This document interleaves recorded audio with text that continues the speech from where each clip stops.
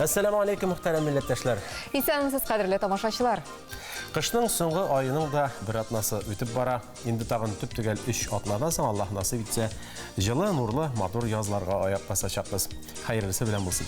Бүген 7 февраль, җомга көнне игелекле гамәлләрегез уңышка ирешсен һәм бүген генә түгел, һәр яңа тулачак көндә бер-беребезгә михрабанлы булсак иде. Студиябызга киләчәк мөхтәрәм кунакларыбыз белән дә таныштырабыз. Татарстан Республикасы мөселманнары диния нәзарәтенең хәйрия проектлары координаторы Алсу Җаббарова җомга көне хәйр көне сәхифәсенең кунагы булачак. Татарстанның халык артисты Гөлзада Сафиуллина белән милли хәрәкәтнең башында торган Марат ага Мөлековны искә алырбыз. Исән булса, аңа бүген 90 яшь тулган булыр иде. Шулай ук матбугат ветераны язучы Марат абый Әмирханов студиябызга кунакка киләчәк. Без аның соңгы әсәрләренең берсе яңа гына кыйммәтле табардан төшкән Биби Мәмдүдә повесте турында сөйләшәбез. Хезмәттәшебез Лейсан Хуснуллина догалы җиһан сәхифәсен тәкъдим итәр. Җомга вәгазы сәхифәсендә ир-хатын мөнәсәбәте аерылышуга китерүче җитди сәбәпләр турында сүз барыр. Күренекле язучы, фронтовик, прозаик Нәби Дәүлигә бюст ачу буенча сөйләшү үткәрелде. Әлеге вакыйгадан репортаж карый аласыз. Ул йөрәк белән йөрәкне, аталар белән балаларны, кардәшләрне, туганнарны тоташтыра. Сүз почтальон турында. Әлфия Җаббарова бу һөнәрен бик ярата. Әткәм-әнкәмнең теле сәхифәсендә Габдулла Тукай шигырендә очрый торган ярлы кагыл сүзенең мәгънәсе төшендерелер. Тапшырыбызны күренекле шагыйрь, прозаик Нәби Дәүлинең шигъри юллары белән дәвам итәсе килә. Бәхетлеме кеше дөньяда? Ят илләрдә рәхәт торса да, гөмбәзләрен бизәп алтынга, асыл таштан сарай корса да. Туган йортын кабат күрмәсә, туган җиргә ятып үлмәсә, яз көнендә чәчәк куярга, каберенә дуслар килмәсә. Ник яшәгән кеше дөньяда? Искиткеч матур мәгънәле фикерләр.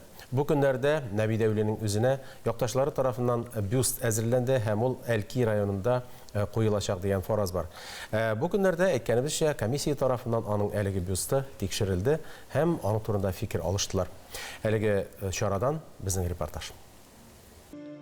Шагыйрь Нәби Дәүли 1910 елның 1 июнендә Әлки районының Яңа Камка авылында ярлы крестьян гаиләсендә туган. Бик яшьле ятим калып, Царицын балалар йортында тәрбияләнгән. Бөек Ватан сугышының 1 көннәреннән үк ул фронтка китә. 1945 елның апрелендә ул берничә иптәше белән фашист лагереннән кача. Совет армиясына кушыла һәм сугышны фронтта тәмамлый. 1945-1956 елларда ул Казанга эшче, каравылчы, рәссам бизәүче булып эшли. Гомеренең соңгы көннәренә кадәр әдәби иҗат эшеннән аерылмый. Мондый шәхесләрнең һәр урам чатында аларның менә шундый истәлекле такталары да, бюстлары да торырга тиеш. Без аларга рәхмәт укырга тиешбез. Алардан без үрнәк алырга тиешбез. Бүгенге көндә үзегез беләсез, бүгенге көндә тәрбия дигән әйберләр илдә бетеп бара. Ул шул ук пионерияда, шул ук комсомолиядә ул тәрбияләгән кеше. Бүгенге көндә Әлки районы Базарлы Матак авылында Нәби Дәүли исемендәге гимназия эшләп килә. Әлки районының якташлык җәмгыяте тәкъдиме белән гимназиягә Нәби Дәүлинең сынын ясату өчен сынчы Рөстәм Габбасовка мөрәҗәгать иткәннәр. Катлаулы тормыш юлы була.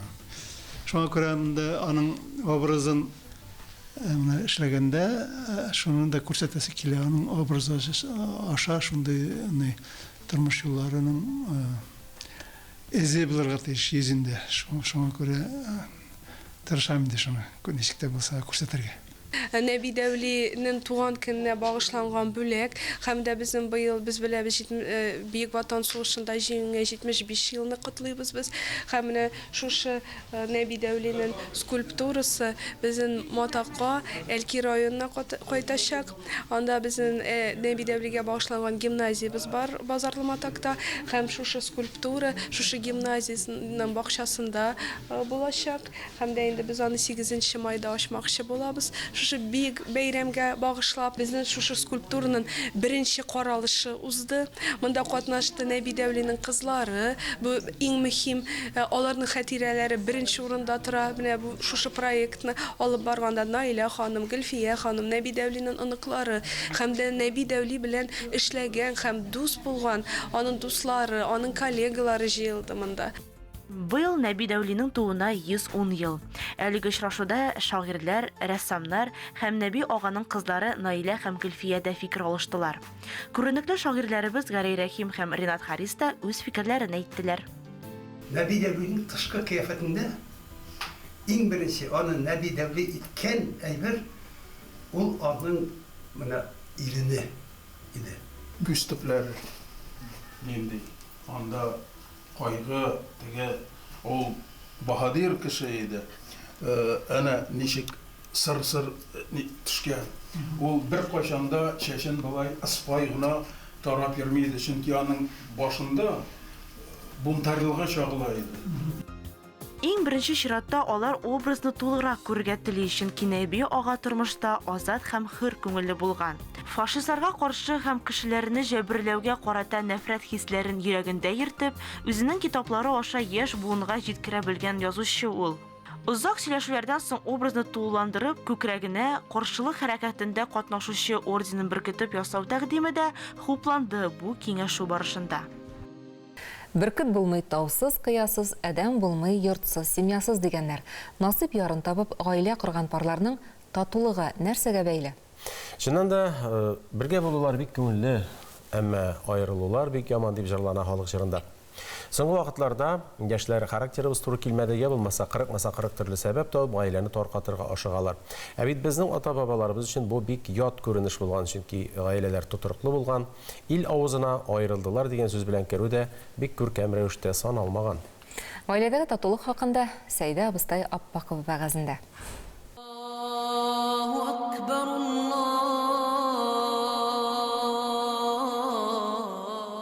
Миңа эш тулган, 4 белә барам икән инде. Әниебез инде умартада эшли, колхоз умартасында 148 тә умарта бар. Мине җитәкли дә, умарта җанына барабыз иртәдән. Кызым, менә син әле үсәрсең, укырсың, тормышка чыгарсың, синең кайнанаң булыр. Кайнана белән минем арада тары ярмасы кадәр генә аерма булыр. Тормышка чыккач никахтан соң кыз бала өчен әни үстергән ана җавап бирмәй, кайнана җавап бирә. Шуңа күрә син кайнанага мәрхәмәтле булырга тиешле, кайната белә кайнанага. Шуңа күрә түр башында аларга урын булырга тиешле. Кунакка килгәч безгә урын булырга тиешле. Балаларыңа бер пишмакта, үзегезгә бер пишмакта. Әмма алар берсен-берсе күрергә тиешле түгел, я шыбылдык белән, я чаршау белән аерылган булырга тиешлеләр. Әгәр дә кайната-кайнанадан начар берәр сүз ишеттерсәң, син бездән хәердыга ала алмассың. Мин бу сүзне 2 мәртәбә сөйләмәм, балам. 190-га җиткәнче менә шушы минем сиңа шушы, аннан соң сиңа хәердыга диде. Менә кайсы вакытта баланы тәрбия кылырга кирәк, ягъни 3 яшенә кадәр. 3 яшендә тал чыбыгын, корзиннәрне дә үрәләр бит яшь тал чыбыгы белән. Ә без кайсы вакытта тәрбияли башлыйбыз? Никах булыр алдыннан кияүгә чыкканда кыймылдый башлыйбыз. Ана уяна да әйтә, кызым, кайнана белә торырга тырышма. Беренче указание булды.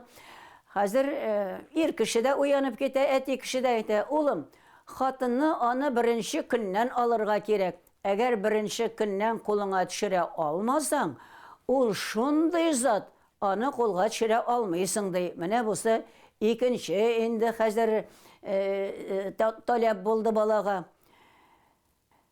Хәзерге вакытта билгеле инде үзегездә беләсез булыр, 24,865 пар языла.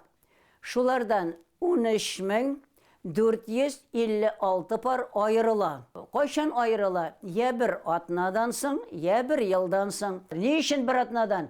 Бер атнадан хәзер барып кирде безнең шәшендә үреп сала белмәгән кыз бала, бәрәңге әршемәгән, үзенең киемен җумаган, идән җумаган кызлар, ир бала базарга бармаган, кибеткә бармаган ирләребез. Кайнана кайнаталар монда юк, хәзерләргә ашыйсы килә. Ир көтеп тора хатын кыз пешергәнне, хатын кыз көтеп тора ир пешергәнне, бер басмада 2 тәкә кем-кемне җиңә. Аш пешмәй. Шуннан кайтып китә икән ир кеше машинасына утырып, Хатын кыз кайтып китә, тәгәрмәчле чемоданын тартып китеп. Менә нәрсәгә кирәк ул безнең балаларны тормышка хәзерләү. Элеккеге вакытта 60-70 елга бер аерылу булган. Ире дурак булса, я кыйнаса хатын кызны.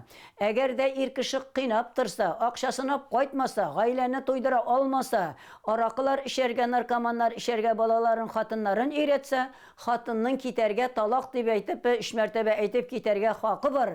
Әгәр дә ана булган кеше баласына, кыз баламы, ир баламы, кайсына булса да аңлатса, балам, син тормышка чыгарсың, синең тормышың булыр.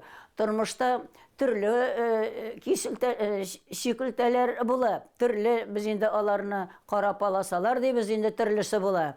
Иң беренче гадәтләнергә кирәк, телеңне тешләп яшәргә. Мине тәрбияләделәр. Балалар, сез бер никах белән яшәргә тиешле. Үлгәнчегә кадәр аны сакларга тиешле. Чөнки Аллаһы Тәгалә никахны кыз белән егеткә, хатын белән иргә бүләк итеп бирә никахны.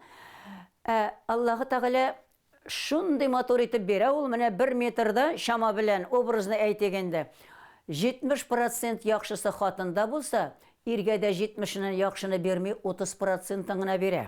Хатында 90-ны яхшы булса, 10% гына була, лайык исерекне китереп тоттыра. Әгәр дә инде ирдә 50-60 яхшысы булса, хатынына шулай әзрәк бирә яхшысын. Ни өчен дигәндә, без барыбыз да атабыз адамның балалары. Аллаһы Тәгалә әйтә, минем никах биргән бүләгемне кадерләп торса, шуңа риза булып яшәсә, мин бу адәмгә дөньяда бирермен әҗерен. Дөньяда бир бетерә алмасам, барачак җирдә бирермен ди кыямәт көнендә ди. Без инде менә Аллаһы Тәгалә мин әниятине дә карыйм, балаларын да карыйм, гел миңа гына дип инде әйтәбез инде ансын.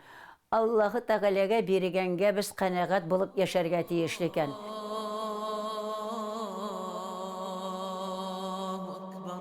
Изге балалар күктән килмиләр, гаиләдә җитешәләр дип язып калдырган күренекле мәгърифәтчебез Ризаэддин Фәхретдин. Аларны иманлы юлга бастыру әти-әни вазифасы. Арча районының Курсапучмак авылында әнә шундый күркәм ният белән ислам нигезләре буенча дәресләр оештырганнар. Әлеге дәресләр мәчет бинасында үтә. Биредә инде балалар дин, ислам нигезләрен өйрәнү белән бергә әхлак, әдәп кагыйдәләренә дә төшенәләр. Һәм бүгенге көндә дәүләт тәрбия вазифасын үзенең җилкәсеннән төшергән бер вакытта бу аеруча мөһим һәм актуаль мәсьәлә булып кала. Ассаламу алейкум, балалар. Ассаламу алейкум. Ни хәлләрегез бар? Исән сагына килдегезме? Әйе. Бик яхшы. Менә бүген сезнең белән ислам дине нигезләре дәресенең чираттагысын дәвам итәбез. Бүген сезнең белән Фил сүрәсен карарбыз. Арча районы Курсапучмак авылы мәчетендә ислам дине нигезләре дәресе бара. Шәкертләр бүген Әл-Фил сүрәсе белән таныша.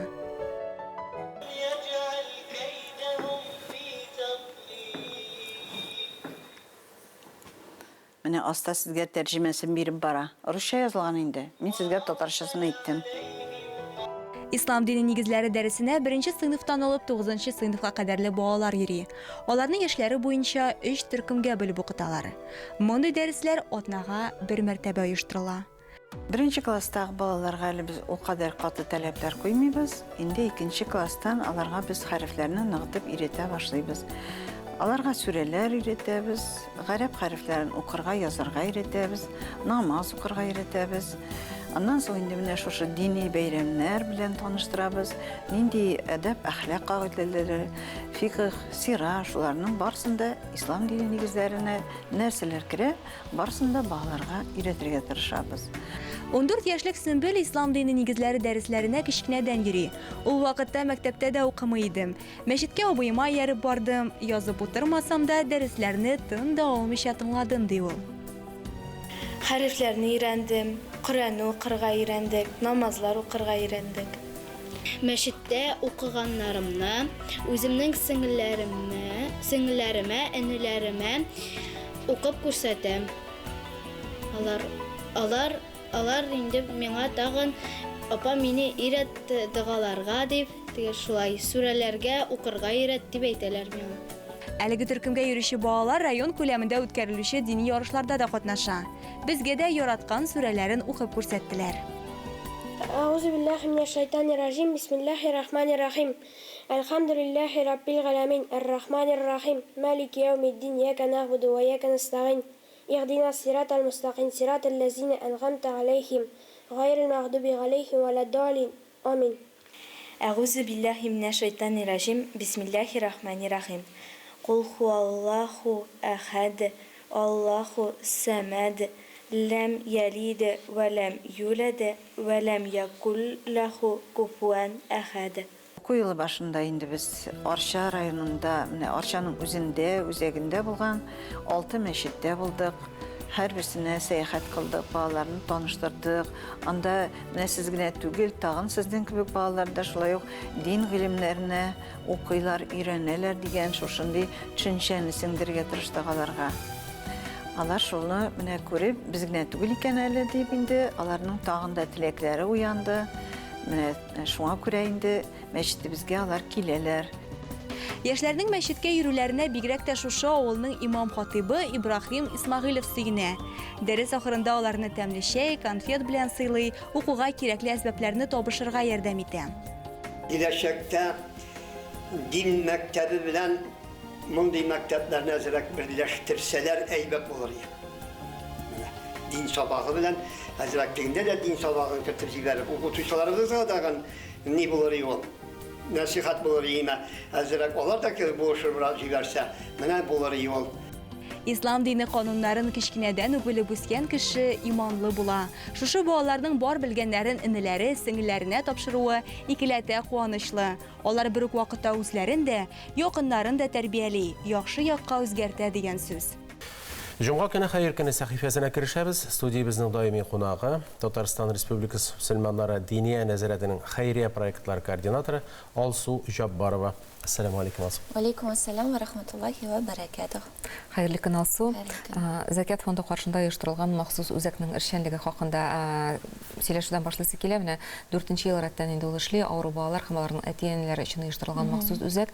Аның нинди яңалыклар бар, эшләрегез ничек бара? Үзенчәлекле балалар һәм аларның әти-әниләренә ярдәм күрсәтү үзәге 2017 елның декабрь аеннан бирле эшли. Bu atnada uzgan ijadi master-класста балалар волонтерлар ярдәме белән берлектә Камка дип исемләнгән аппликация ясадылар. Төрле авыр диагнозлар белән яшәүчеләрнең яшьтәшләре һәм дуслары белән аралашулары зур куаныч. Алар ижади эшчәнлек барышында үз фикерләрен актив әңгәмә, рәсемгә кагылышлы тәэсирләре белән уртаклашалар. Дәресләрдә балалар әкият терапиясын, шулай ук этикет өйрәнәләр, төрле тренингларда катнашалар. Кулинария мастер-класслары аларның иң яраткан дәресләреннән берсе. Үзенчәлекле балалар гади ашлар гына түгел, профессиональ пешекчеләр ярдәме белән пряниклар да, өчпочмаклар да пешерәләр. Безнең үзәк атнасына 3 тапкыр эшли. Үзенчәлекле балалар һәм аларның әти-әниләре өчен үзәк инде аларга йөрү бушлай. Үзәккә. Теләүчеләр күптер, барсын да кабул итә аласызмы? Әйе. Аллага шөкер. Без бит инде һәр көнне берәр бала турында сөйлибез. Бүген бер малай турында сөйләргә әзерләнәсез бугай. Ул кем? Бүген мин сезне Данияр белән таныштырып китәм. Данияргә 6 яшь. Бу малай Казаннан. Ту белән сабыйны 2 атнага үпкәләрне ясалма җиләндерү җиһазына урнаштыралар. Бер ай дәвамында ул хастаханәдә дәвалана. Анда анарга төрле авыр диагнозлар куялар. Хастаханәдән чыккач, Даниярның әнисе баласын дәвалауга ныклап алына һәм хәзерге вакытта ул үз өметен өзми. Данияр невропатолог, логопед, дефектолог, психолог белән шөгыльләнә. Аллага шөкер, аның хәле яхшыра бара. Үзгәрешләр бар. Иң мөһиме Даниярның алга барырга теләге һәм омтылышы зур. дөньяга карата анарга бик барысы да бик кызыклы. Һәм Зәкәт Хәрия фонды анарга инде тернәкләнү курсына акча җыя. Шушы гаиләнең өметләрен аклар өчен без аларга ничек ярдәм итә алабыз? Данияргә ярдәм итәр өчен зәкәт сүзен язып, буш урын калдырып, һәм күчереләсе сумманы күрсәтеп 7715 кыска номерына SMS җибәрергә була. Безнең сайтыбызда реквизитлар һәм комиссиясыз усуллар күрсәтелгән. Безнең сайтыбыз www.zakatrt.ru. Безнең телефон номерыбыз 225-33-22. Тагын бер яңалык бар. Зәкәт Хәрия фонды күчте. Безнең яңа адрес ул Тукай урамы 89-нчы бина. Тукай урамы 89-нчы йорт. Димәк, телефон ярдәмендә акча юллау өчен Даниярга дәвалану курсына 7715 кыска номерына Закят дип русча хәрефләр белән язабыз, буш урын һәм күчерәсе сумманы язып, SMS хәбәр җибәрәбез. Телефонны тагын бер тапкыр искә төшерик. Кемдер бәйләнешкә керергә теләсә, телефон номерын. 225-33-22. Менә инде тиешле мәгълүматны бирдек. Бик зур рәхмәт сезгә, эшләрегез булсын. Игелекле эшләрегездә ярдәм итүчеләр күбрәк булсын. Студиябызда кунакта Татарстан Республикасы мөселманнары Диния нәзарәтенең хәйрия проектлары координаторы Алсу Җаббарова булды. Кунагыбыз белән саубуллашабыз, Манзара үзенең алдагы сәхифәләренә рекламадан соң күчәр. Хат ташучы дигәндә иң элек күз алдына сугыш елларында фронттан килгән эчпишмаклы хатларны китереп бирүче кызлар апалар килеп баса. Һәр йортның, һәр кешенең хәл-әхвален күреп белеп, шатлыгын да, кайгысын да уртаклашып торганалар. Безнең заманда ул хатлар электрон вариантка күчте. Газета, журнал яздыручыларда кимеде. Шуңа да почта хезмәткәрләренең вазифалары бераз үзгәрә төште. Яшүлезән районы авылларының берсендә почтальон булып эшләүче Әлфия ханым Җаббарова үз эшен бигрәк тә яратып башкара.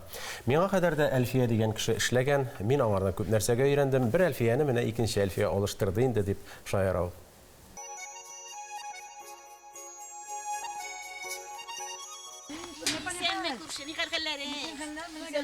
Кыш дими, буран дими, үз хезмәтенә тугры булып кала. Инде менә 30 ел почта таратучы булып эшләүче Әлфия апа эше уңса, Аллага шөкер дип сөенеп куя. Ул гына да түгел, кеше белән күрешеп, хәл-әхвәл белешеп чыгуы да рәхәтлек бирә ди ул. Улга беренче балам 9 кой туккас, менә шуннан аңачы да Әлфия эшләгән Ишакурова, менә Әлфия урында Әлфия калды, Әлфия өйрәтте мине. Менә шул гомердән бирлендә мин хәзер шул авылда почтальон булып эшләйм. 112 җалланды бездә. 2000 мәсеннәр иде. Һәр җырларда сатаганда күңеллерәк булыр иде. Тырыш та, уңган да, бар эшне дә булдыра. Әлфия апаның хуҗалыгы да зур. Мөгезле терлекләр дә, сарыгын, кәҗәсен дә асрый. Кыш-кортларның ниндие генә юк, җире дә зур. Әни безнең бик ярата хайваннар. Безнең кичнәдән бирле безнең ишек алды тулы мал бар. Сыер, сарык, бөтенесе бар инде. Ел саен инде булса яңа әйберләр алабыз. Күркә, казлар ел саен бездә бар. Зәнгә әйтсәк тә кирәкме дип ел саен кызлар кырыгарына ала, бик ярата. Эш кыз туган арасыннан иң төпчеге Әлфия апа Җаббаровага авыл һавасы килешкән. Биредә алар Әхәт абый белән матур гаилә корып, 3 бала үстерәләр. Улы кызлары Гөлназ укытучылык һөнәрен үзитә. Улы Вагыйзның хезмәте үтә дә куркыныч һәм җаваплы, янгын сөндерүче. Тормышын ул кеше гомерен саклау белән бәйләгән. Инде икесенең дә үз гаиләсе бар. Ә кече кызы Гүзәл әлеге медицина өлкәсендә белем ала. Бар яктан да уңган гаиләне оныклары да сөендереп тора. Гаиләдә мин кичкенә төпчек кыз буларак, апа белән абый киткәчтән күп кенә эшләр миңа туры килде. Ләкин аңа да карамастан безнең апа белән абыялар һаман ала кайталар, без бергә эшлидек. Без авылны барбер бик яратабыз инде. Без яшьчакта балалар булышкан иде. Хәзер оныклар үсеп килә. Алар да йөгереп йөрерләр әле дип шаярып куя Әлфия апа. Почта хезмәткәре бүген җәмгыятебездә мактаулы һөнәрләрдән исәпләнә. Чөнки сәгать саен үзгәреп торган мәгълүматны кешегә тиз җиткерү бурычы куелган. Яллар ул вакытта бик күп гәзитләр журналлар ул бәйрәм вакытында открыткалар. Ничә шәһәр открыткаларына килә һәр бер йортка. Yalanı korkup bite turganıyım.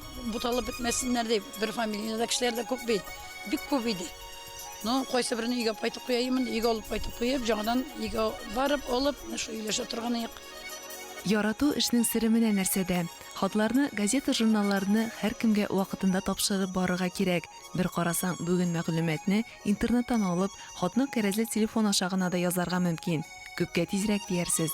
Ләкин күңел җылысы салып язылган хатка ни җитә? Хат бит ул кечкенә генә иҗат сыман.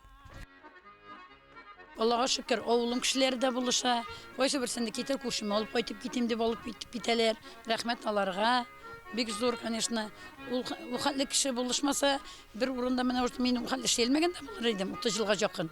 Rahmet oğlum kişilerine bek buluşalar. Allah'a şükür.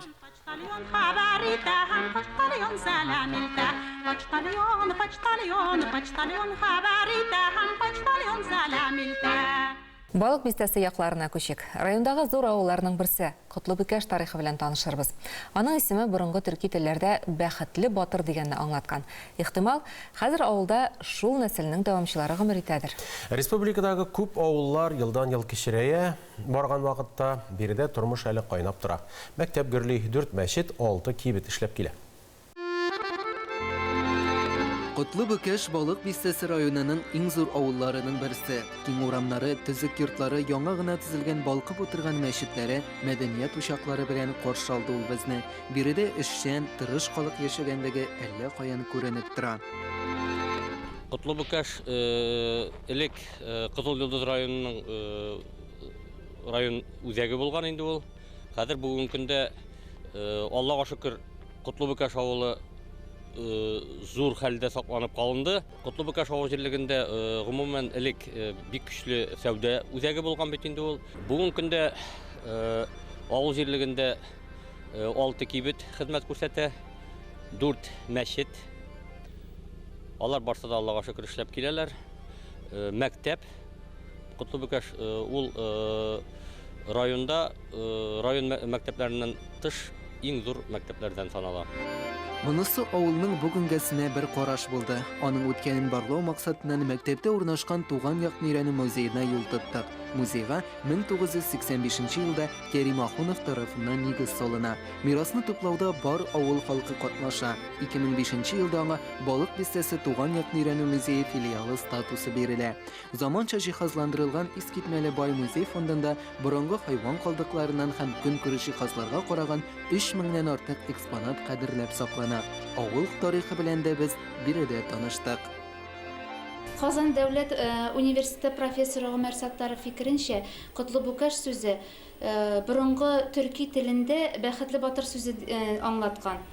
Һәм монда беренче нигез салучы кешенең исеме дә Котлыбыки булуы бик ихтимал. Язмаларда Котлыбыкаш авылы 1678 елда торгызылган дип күренә инде. 1711 елда халык саны алу мәгълүматлары буенча авылда 22 хуҗалык яшәгән. Инде 1859 елда авылда 101 хуҗалык булып, 813 кеше яшәгән. Авыл үскән 1935 елда Котлыбыкаш җирлегендә Кызыл Йолдыз районы барлыкка килә. Ул инде 1959 елга хәтлек дәвам итә. Һәм шуннан соң безнең Котлыбыкаш авылы балык бистәсе районына кушыла. Элек авыл Котлыбыкаш шаллысы дип йөртелгән. Бу авыл тирәсендә Казан ханлыгы чорында 1184 елдан алып 1556 елга кадәр булган Шаллы шәһәрчеге белән бәйле була. Авыл халкы укымышлы була. Кабер ташларына язылган урта гасыр шигъриятенең матур үрнәкләре шуны дәлилли. Шушы төбәктә тарихка бәйле 3 кабер ташы саклана. Бу кабер ташлары Котлыбыкаш авылыннан ерак түгел Мәмли казаклар чаллысы авылының каршында, тау башында. Риваятләргә карасак, бу каберлекләрдә 3 кыз җирләнелгән. Аларның берсе баш авыртуыннан, икенчесе теш авыртуыннан, өченчесе эч авыртуыннан үлеп киткәннәр. Әшин барлыкта моның берсе генә билгеле 1553 елга караган бу каберлектә җирләнгән Үтәк Бәк Мирза. Авылда балта осталары, шүлмәкчеләр яшәгән дигән фараз да бар. Шүлмәк ватыклары, төрле савыт сабалар, алар кызыл балчыктан яндырылып ясалган. Бу экспонатларны безнең археологик казылмалар вакытында Чаллы ханлыгы тирәсеннән табылды. Котлыбыкеш авылында яшәүчеләрнең көн күрешен ни белән шөгыльләнүләрен 1862 елда Алабугага сәяхәте вакытында латыш рәссамы Карл Гун карандаш белән ясалган рәсемнәрендә чагылдыра. Аларның күчермәләре шулай ук музейда саклана. Туган авыллары белән бәйле һәр шәхес турында хатирәләрне бик тәмләп, яратып сөйлиләр монда. Шәхси әйберләрен кадерләп саклыйлар. Бу гармон Фәтхрахман Ахмадиевның гармоны булса, монсы инде Илдус Низамовның гармоны. Фәтхрахман Ахмадиев яшьли гармонда уйнарга ярата, әтисе дә аның гармончы була инде. Һәм ул әнисеннән яңа гармон сорый. Әнисе аңа алам улам миңа барлык эшләрдә дә булышсаң дип әйтә. Чынлап та Фәтхрахман Ахмадиев әнисенә һәр даим булышып йөри һәм гармон алуга ирешә. Халкыбыз инде үз киетәргә өлгергән Кама буе туган як, җырлыйм әнием турында мәңге яшисе килә җырларына киләрне Фәтхрахман ага шушы гармонында уйнап язган икән. Галимнәр дә, яшь иҗатчылар да шактый тамырлары белән Котлыбыкеш авылыннан булучылар арасында. Алар турында хатирәләрне, ядкәрләрне түкми-чәчми киләчәк буыннарга җиткерүне беренче бурычлары итеп күрәләр Котлыбыкеш авылында. Hürmetli тамашачылар, кунакханәбезгә рәхим итегез. Бу көннәрдә без милли хәрәкәт лидерларының берсе Марат абый Мөлековны искә алабыз. Шул уңайдан студиябездә кунакта Татарстанның халык артисты, Кырым Республикасының атказанган сәнгать эшлеклесе, республикабызның Буса Җәлил премиясе лауреаты җырчы Гөлзада Сафиуллина. Хәерле көн, ассаламу алейкум. Хәерле көн. Илдар инде әйтеп үтте, менә милли хәрәкәт лидеры Татар иҗтимагый үзәген оештырган һәм аның беренче рәис булып сайланган Марат ага Мөлековның тууына 90 ел. Әйтегез, менә бүген Марат аганың үзен һәм аның милләтебез өчен башкарган иң мөһим эшләрен искә алып барлап чыгыйк әле. Марат абыйыбыз исән булган булса, бүген 90 яшь тулган булар иде аңа. Табыл өлкәсенең Ялуторов районында бер татар авылында урысчасын ярд диләр инде. Исәк татарчасы, менә нинди тәрҗемә, үзегез шуннан аңлагыз. Туа һәм укытучы гаиләсендә ул туа. Затлы гаиләдә. Башта Табылда ул укытучылар училищены тамамлый, педагогия училищесын. Аннан соң Казанга килә, Казанда педагогия институтына керә, тарих факультетына. Институтны тамамлаганнан соң аны җибәрәләр Питрәш районының Шәле авылына. Шәледә ул эшли, тарих укыта, аннан соң мәктәп директоры була, аннан соң район газетасының редакторы була. Шуннан ул Казанга килә, Казанга аны алалар Мәгариф министрлыгына, кадрлар бүлеге җитәкчесе итеп, кадрлар бүлеге җитәкчесе булып онда эшли. Һәм шул вакытта ул керә аспирантурага, Казан дәүләт университетына. Аспирантураны да яклый, кандидатлык диссертациясе.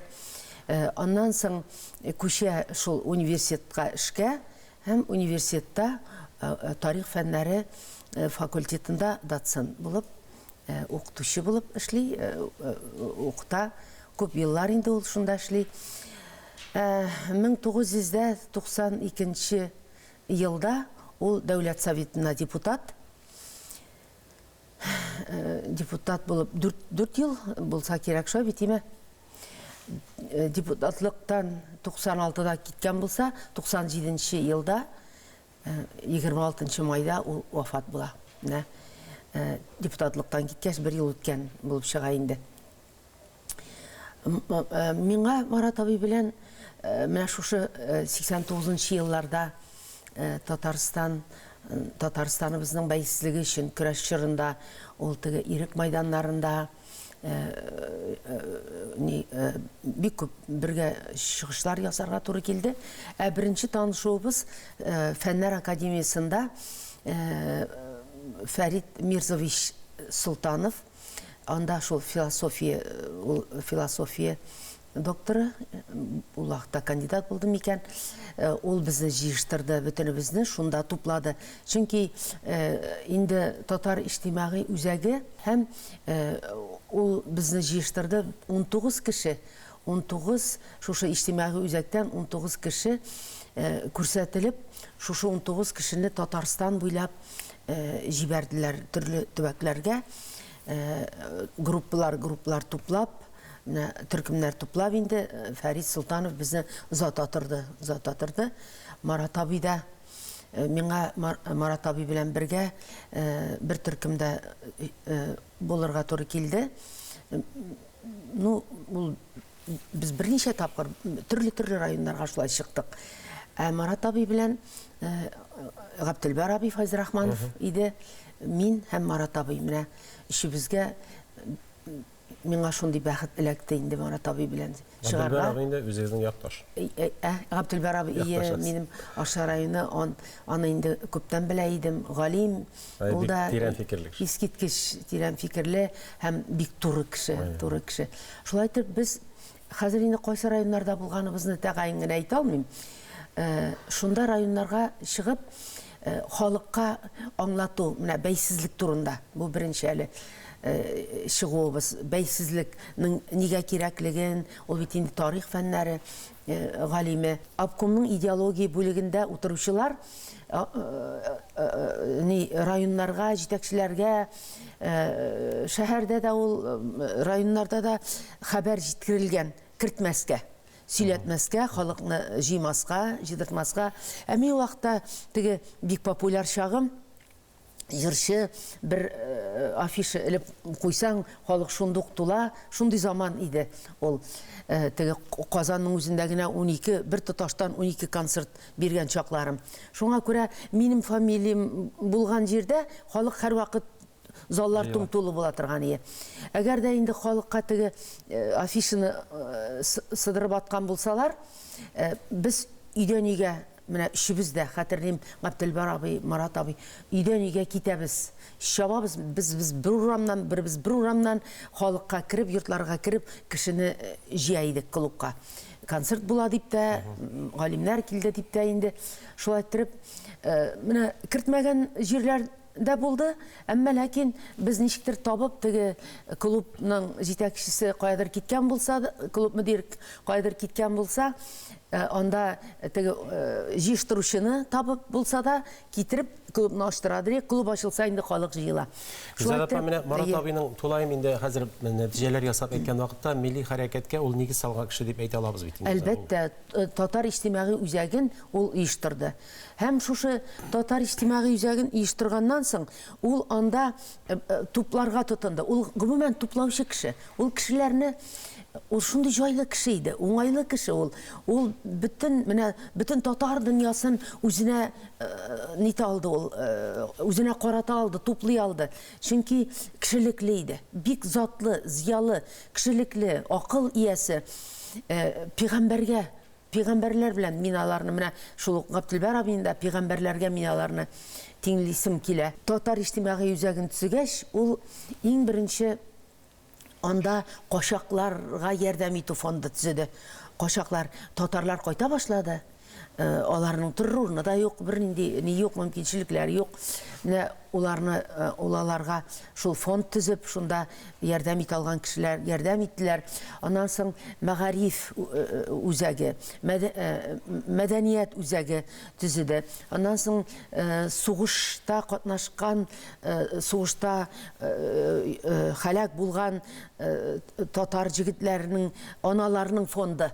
Аналар шушы балаларын югалткан, аналарның фонды улакта теге Афган ниләр, сугышлар ниләр бит. Җыеп әйткәндә, Марат абыйның эшләре, игелекле гамәлләре милләтебез алдында шактый зур. Сүзләребез аның рухына дуа булып ирешсә иде. Я Рабби, я Рабби. Амин, рәхмәт.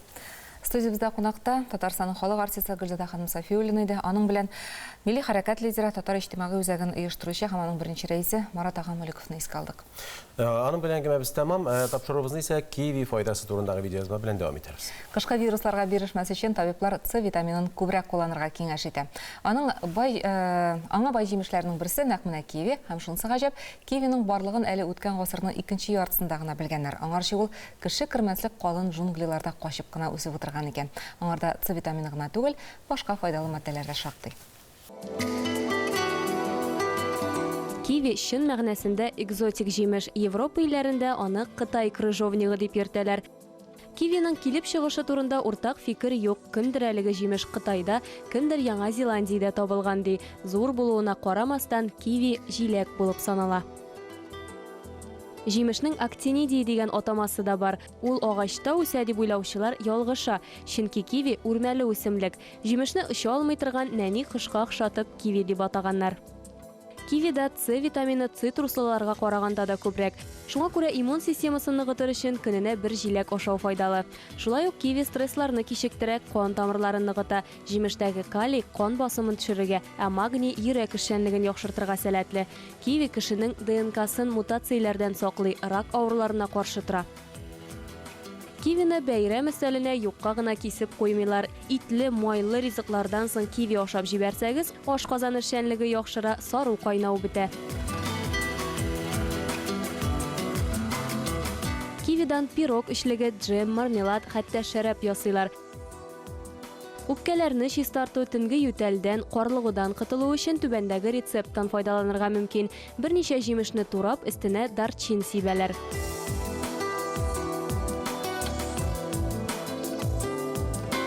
Һәм бал кушалар. Әлеге салатны йоклар алдыннан ашарга кирәк. Киви җимешендә калория әз, шуңа күрә аны ябыгырга теләүчеләр дә курыкмыйча ашый ала. Тәмле булсын.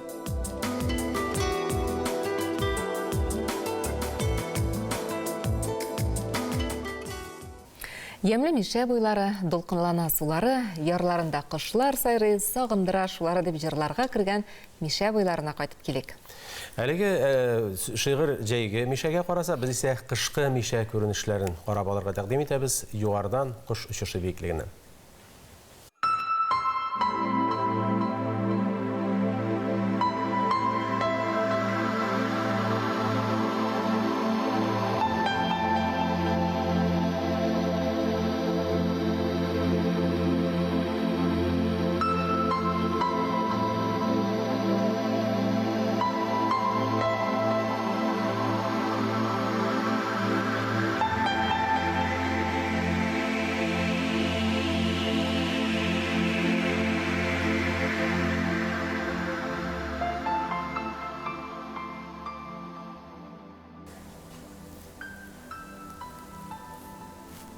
Аппак киңлекләр, офыккача кар. Шул кадәр якты, яп-якты. Әй чапты атлар шул киңлекләрдән, туктамый чапты. Башланды фасыллар талашы. Күктән җиргә ауды җирән алаша, аунады, үкенечкә калмады. Яллары офыкка сибелде, ябагасы карга, җим. Сузылдылар язга күгелҗем урамнар.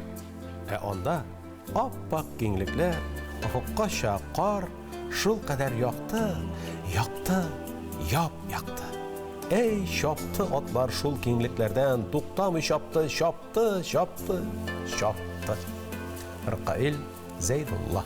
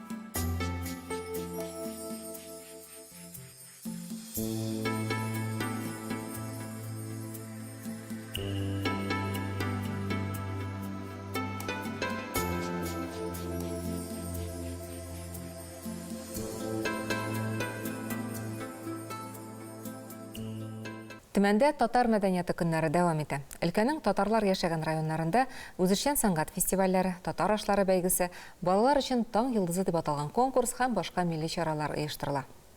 Милләттәшләребезнең дини тормышындагы яңалыклар хакында исә Дугалы җиһан сәхифәсеннән белербез. Сүз Ләйсән Хәснуллинага, безнең хезмәттәшебезгә. Әссәламу алейкум, мөхтәрәм дин кардәшләребез, җомга көне мөбарәк булсын. Илебез буйлап сибелеп яшәүче милләттәшләребезнең бай тарихын һәм халкының тырышлыгын чагылдырган берничә мәчетле, бик күп татар авыллары бар. Ульяновскийның зур ширеклесе, Түбән Новгородның Сафаҗәе, Мордовиның Белозерьесы, Самарның Галия, Чуашстанның Шыгырданы. Саны китсәң, андый авыллар байтак. Бүген безнең үз хәбәрчебез Рәмис Сафин Пенза өлкәсендәге 5000-гә якын кеше яши торган берничә мәчетле Индерка дигән татар авылына чакыра. Сосновоборский районында 3 татар авылы бар. Индерка, Әлмәш һәм Сәләмәс. Шуларның иң зурсы Индеркада 4560 кеше яши. Авылда 5 мәчет. Халыкның динле икәне авылга кергәндә үк күренеп тора. Алы юл буена басу капкасы янында Коръән сүрәләре язылган бандерлар куелган. Кибетләрдә спиртлы эчемлекләр сатылмый. Бездә аракалар ниләр юктыр, бездә мусульманнар күбесе бик намаз укыйлар яхшы. Индеркада милләт язмышына, авыл тарихына, анда яшәгән шәхесләргә кагылышлы байтак кына биналар сакланып калган. Шуларның беренчесе 19-нчы гасырда төзелгән Баишевларның 2 катлы йорты. Аның башында восьмиугольник иде, знак вечности и мәңге яшәсен дип язылган иде арабский вяз белән. Әлеге йорт каршында гына Баишевларның гаилә мәчете дә була. Авыл кешеләренең әйтүе буенча, ул елларда Идән мәчеткә җир асты юлы да булган. Бу мәчет уникаль мәчет, бу мәчет совет чорында да ябылмыйча калган. Манарасы булмаган, манарасын кискән булганнар. Күренмәсен дип кәнде мәчет эшләви. Ну, халык йөргән мәчеткә. Шушы урамда тагын бер тарихи бина сакланып калган. Ул 2 гасырга якын тарихы булган авыр язмышлы таш мәчет. Анда совет власти елларында колхоз амбары да, больница да булган. Мин беләм сүткәннәрендә беләм 37нче елны монарасын ни арка епләр белән тартып алдылар. Илки елларда от якында кемдә бара алмайды мәчетләргә. Куркы бер күп кенә йөриләр. Авылдагы һәр 5 мәчеттә дә халыкны Коръән сүрәләренә өйрәтәләр, ислам нигезләренә төшендерәләр. Әлеге дәресләргә йөрүче Зиннәт Абдуллин мәктәптә 38 ел физика укыткан. Дин белән физика законнары арасында уртаклыклар да байтак ди. Коръәнне укыганда күрәсең, бик күп аятлар физика белән параллельно кебек тоела. Или же наоборот, элек уже Коръәндә нәрсәләр булган, соңга законнар ачыла-ачыга, Аллаһ Тәгалә аларны элек заранее белгән ничек. 4нче сыйныф укучысы Айнур Ерниев әлеге курсларга 3нче ел йөри. Коръәнне кем әйтмешли су кебек эчә. Икра бисми раббикаллази халак, халакал инсана мин алак, икра ва раббукал акрам, аллази аллама бил қалам. Пенза өлкәсендә татар тормышына һәм динебезгә багышланган байтак кына рус телендәге газетлар чыгып килә. Алар өлкәдә яисә районда гына түгел, авылларда да чыга. Индерка авылы татарларының да Әссәлам Индерка дип аталган үзләренең айлык газетлары бар. Әгерҗе районының Нажар авылында өр-яңа мәчет.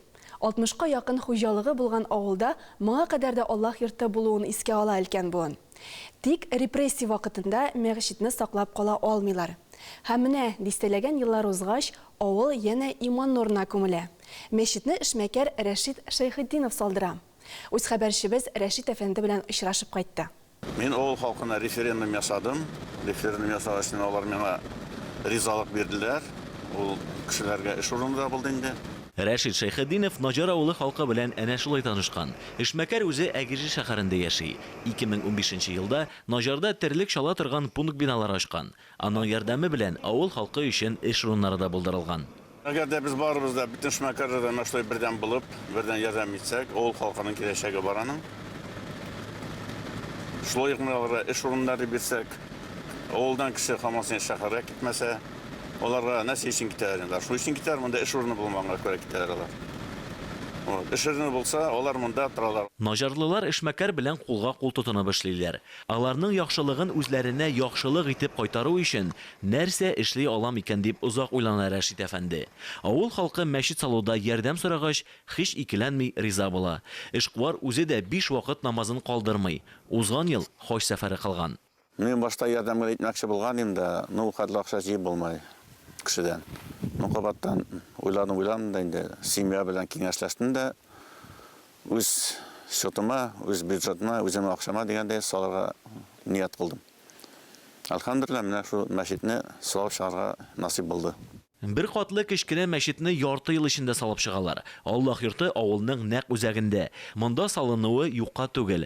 Элек әлеге нигездә урнашкан йортта мулла яшәгән. Авыл халкының дини булуын искә ала өлкәннәр. Тик репрессия вакытында мәчетне саклап кала алмыйлар. Наҗарда иман йортын салып чыккан Рәшид Шәйхетдиновка зур рәхмәтле бүген авылдашлар. Иң беренче башлап зияратка безнең өмәдән кереште. Без аңа бик нык шаккаткан идек бу абайга.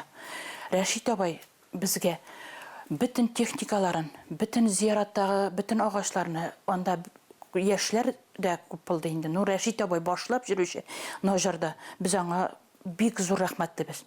Тик мәчет төзелеп, аның бикле торуында файда юк. Бәхеткә, авылда халыкны әйдәрдәй имам-хатиб бар. Мәчетебезнең исеме дә Өмет дип аталган. Исеме дә менә өметләнәбез. Бушта калмас. Кеше йөрер, нитер, укучылар да булыр. Менә хатын-кызларны өйрәтәләр инде авыстай. Менә өйрәтләрне укытсак, апкырсак монда мәчеткә укытырга итеп, бик әйбәт булыр иде. Моңа кадәр авыл халкы гаетләргә күрше авылларга йөри торган булган. Бүген исә Наҗарлылар Рамазан аена әзерләнә. Инде быел мәчеттә беренче ифтар ашлары узар дип көтелә. Казанда Зәкат хәйрия фонды хиҗаб кичәсен уздырды. Шара бөтен дөнья хиҗаб көненә багышланды. Кичәдә барлыгы 120 хатын-кыз катнашты. Алар арасында күп балалы әниләр, ялгыз әниләр, авыру балаларын тәрбияләүчеләр, төрле диагнозлар белән яшәүче кызлар да бар иде.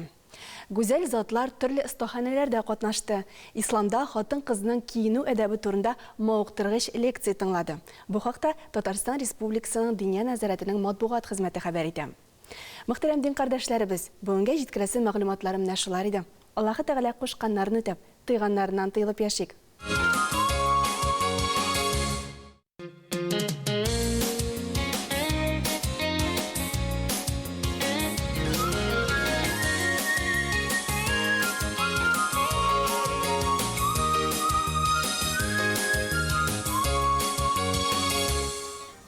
Хәерле көн, хөрмәтле телевизор караучылар. Манзара музыкаль информацион тапшыру үзенең икенче эш сәгатен сезнең игътибарга тәкъдим итә.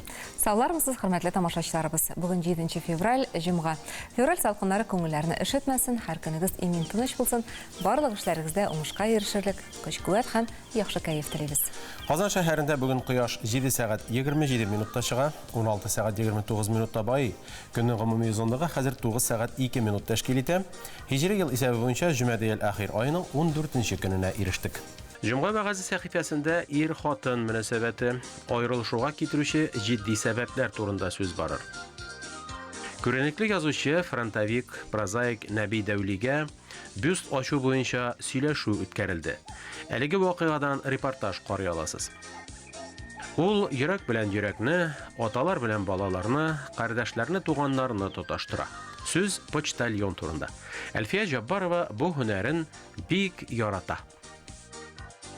Әткәм-әнкәмнең теле сәхифәсендә Габдулла Тукай шигырендә очрый торган ярлы кагыл сүзенең мәгънәсе төшендерелер.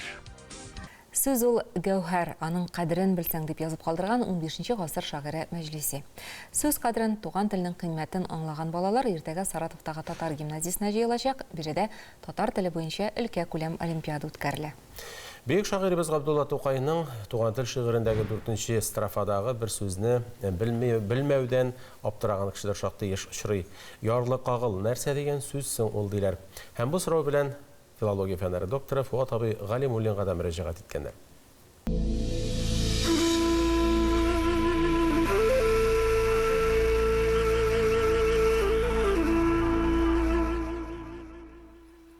Хөрмәтле телевизор караучылар, рәхмәт, сіз безне игътибар белән тыңлыйсыз икән, һәм хәтта телефоннан шалтыратулар да була башлады. Сезнең белән очрашкач, үзебезгә дә теге яки бу теләкләрен белдерәләр. Ягъни туган телебезнең язмышы турында без барыбыз да гамьләнәбез. Бу күңелле әйбер. Менә әле шушы көннәрдә бер укытучы былай ди. Без Габдулла Тукайыбызның туган тел шигырен һәрбер укучының яттан белүенә ирешәбез. Аны бик яраталар.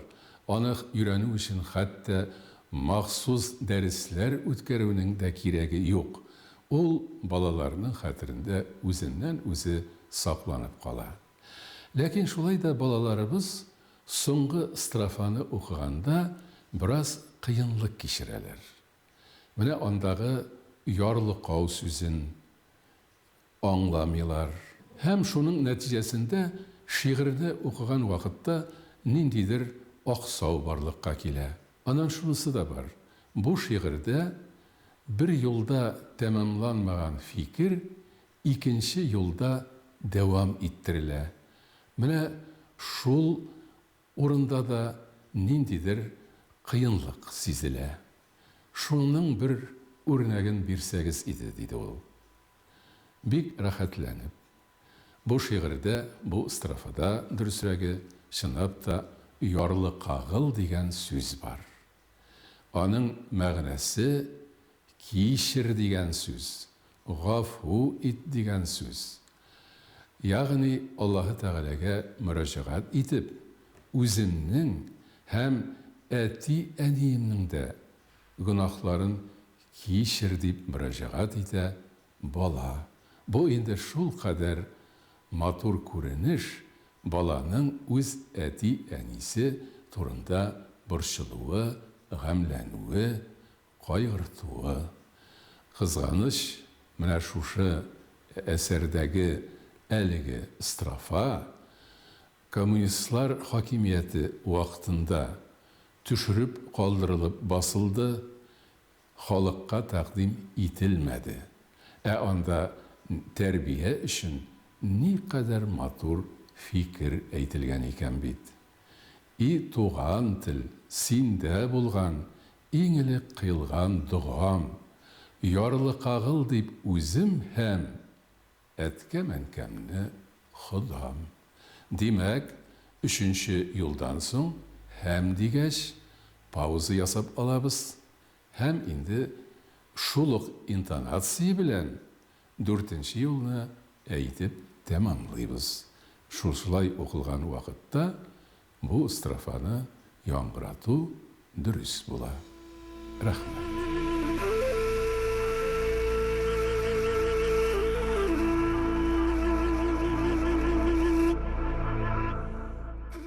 Хөрмәтле тамашачылар, кунакханә безгә рәхим итегез. Студиябездә кунакта матбугат ветераны, язучы Марат абый Әмирханов. Хәерле көн, исәнмесез? Хәерле көн.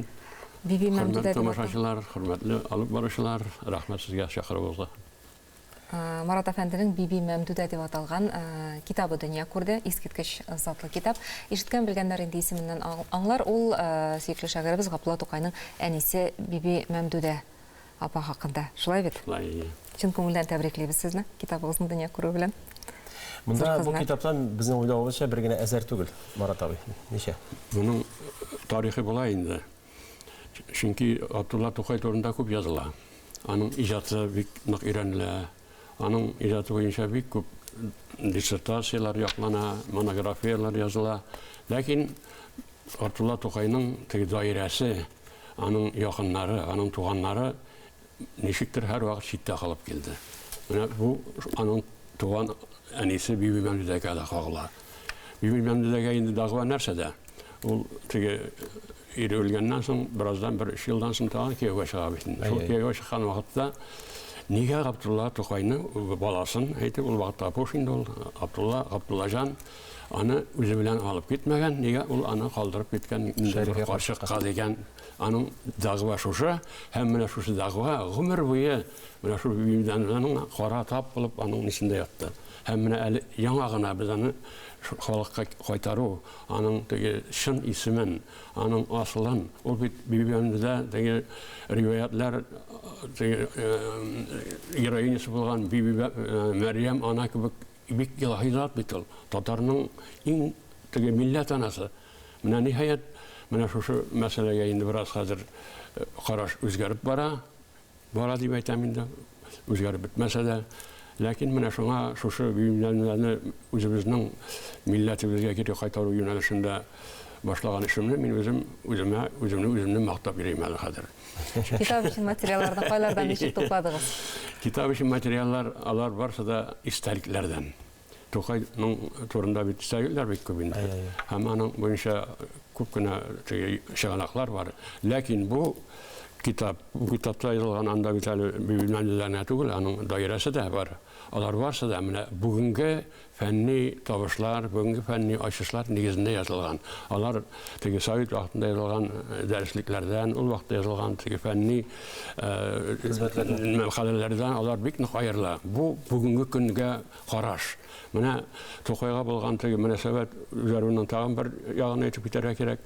Аның энциклопедиясе дөнья күрде. Һәм менә бу энциклопедия менә шушы моңа кадәр без бик нык сүгеп биргән Шәрифә карчыкларына, аның бабасы Зиннатулла хәзрәтләренә һәм ниһаят менә Бибимәмдүдә абыстайна инде ниһаят аны менә күтәреп, аны милләт алдында менә безнең ничек булган безнең Тукайны дөньяга китергән бөек әдипләребез, бөек кешеләребез дип әйтәбез инде. Менә бу шушы яктан караганда бу китап шуның бер чагылышы инде.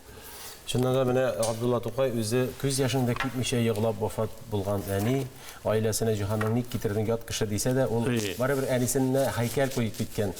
Бар күңелләрдән йомшак синең каберен ташы дигән әйме. Димәк, аның мәхәббәте сүнмәгән, сүрелмәгән әнисенә карап. Ул аның битендә хатлары, ниләре бар. Ул Газизә апасы язган хатларында Уральскидан яза инде. Мин әтиемә, әниемә һәр вакыт дуга кылып, алар рухына дуалар җибәреп йөрим дип яза ул. Һәм аның бит теге Бибимәмдүдә бит инде ул менә теге башлаган сүзне бетергән, теге кияүгә чыкканнан соң ул вакыт була бер 2 ай, 2 ярым вакыт инде ул. Бу вакытлыча гына бит ул. Һәм Шәрифә карчыкка бер кибән арыш бирәләр алар. Менә Зиннатулла хәзрәтне ярлы фәлән дип сөйләгән сүзләр күп бит инде. Ләкин Зиннатулла хәзрәт менә кызына ярлы булганмы, ярлы булмаган, ул инде әлбәттә теге бик дөнья белән шөгыльләнмәгән, ул китаплар язган, ул теге шигырьләр дә язган, ул бик теге зиялы кеше булган инде Зиннатулла хәзрәт. Аның Тукайның шагыйрьлеге дә шулар янына килә бит инде. Бәлки Совет заманында аның ярлы булуы кирәк булгандыр, шулай идеология. Аның бик күп мирас калган. Һәм ул аның нише бар. Ул менә Солтан Габашы дигән безнең композитор бар бит, димме? Менә шуның әтисене мулла булайын, шуның әтисенә үзенең бөтен теге язган, сызган һәм эшләгән әйберләрен шуңа мирас итеп калдыра ул. Ләкин менә бу юк хәзер. Аны калдырганмы ул, калдырылганмы? Ул мирас кайда ята? Аны эзләүче дә юк, һәм белүче дә юк. Менә шундый мәсьәләләр бик күп инде әлбәттә. Менә шуңа күрә һәм Бибимәмдүдә менә шу 2 ай içinde balasını sağına, менә аны шул сагыну хисләрен ул шигырьләргә дә сала. Менә мәсәлән шушындай бер үзеккенә генә укып күрсәтәм. И турында бакчада бер сандугач сайрый. Нигә сайрый бу сандугач кагынып? Шуны сайрый. Мин җылаганны белеп, баламны сагынып. Менә бу Бибимәмдүдәнең үз шигыре инде. Әйдәгез әле менә без үзектән әсәрдән дә бер үзе укып китик әле Гөлназ Рәхмәтуллина башкарган. Менә Тукай белән безнең уйлык темасы һәрвакыт янә шаири һәм менә Бибимәмдүдә абыстайның үзенең әле яшь чагында, кыз чагында уй әнисе белән танышу мизгелләре дә шушы китапка кергән икән. Бибимәмдүдә утырмадан берничә кием оек бияләй бәйләп кайтты. Күчтәнәчләр биреп, ат белән китереп куйдылар. Әти каршы ал, кызың байып кайтты дип сөйләнә-сөйләнә өйгә узды. Шундук авызы да йомылды, ишек катында катып калды. Ник дисәң, әтисе ниндидер бер яшь хатын белән табын корып утыра иде. Аларның ак өй тур башында имам белән 100 бит күрсәтешеп утырырда якын хатын кыз туганнары юк. Бу нинди тамаша тагын? Әтисе аның уйларын укыгандай әйтеп куйды. Әниле булдың кызым диде. Бармак очларына гына эленгән бүлгәсеннән чәй ичмергән арада. Латыйфа абыстай белән никахлаштык, Ходай озын тигез гомер бирсен. Бибимәмдүдә остабикәне күздән кичерде. Арык тәнле, кылыч борынлы, юка иренле булганы өчен түгел, хак, ул мул буйсынлы, ачык йөзле әнисе Камиләдән чагыштыргысыз дәрәҗәдә калыш иде. Шулай. Менә шундай әсәр, димәк, монда инде моны әйбәтләп укысаң, Тукай заманына, Тукай чорына, Тукайның әйләнә тирә мохитенә керешелгән. Тамашачыларга шуны әйтергә була инде, Татарстан радиосында бу библияләрнең тулы язмасы бар. Аны булай бирештиреп торалар инде һәр вакыт, аны тыңларга була. Менә бу үзектә беренче казанларында чыккан беренче нидә вариантта бу библияләрдә турында ул бит Тукай әйтә инде, 6 баласын ияртеп килгән әби дип әйтә инде. Бу инде бик бахаслай бер, ул хәзер инде ачыкланды, ул 6 бала ияртеп килмәгән, ул 6 бала бар, садалар Зиннатулла хәзрәтнеке. Ну, теге вакытта бит инде Тукайда ниндидер ялгыш фикерләр дә әйтергә мөмкин, анда кеше бит ул, кеше. Шуңа без ияреп гомер буе менә Латифа карчык ул вакытта 18-17 яшьлек кеше, ни бит ул хатын бит инде. 6 бала ияртеп килә алмый ул берничектә. Һәм менә шуны ачыкланды инде ул хәзер, әлбәттә, алар барса да Зиннатулла хәзрәтнең икесенең бер туган балалары. Һәм менә шуңа күрә монда инде күп беренче язмамда мин әйтәм, бәлкем бу логик фикер белән инде әдәби әсәр бит. Берәр бала ияртеп китерим әле дип, бер бала ияртеп китердем мин аңа. Ләкин яңадан инде теге ниләр табышлар булган, теге эзләнүләр бара бит инде галимнәрнең, һәм тулысынча ачыкланды инде ул, аның теге турында таныклары бар, ул балалар барса да Зиннатулла хәзрәт белән Латифа абыстайның үз балалары. Һәм менә бу китапта инде ул төзәтелде, анда ул юк.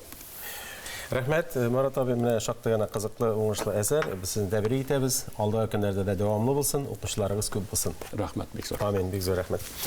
Хөрмәтле тамашачылар, студиябездә кунакта матбугат ветераны, язучы Марат абый Әмирханов булды. Кунагыбыз белән саубуллашабыз, манзара үз эшен дәвам итә.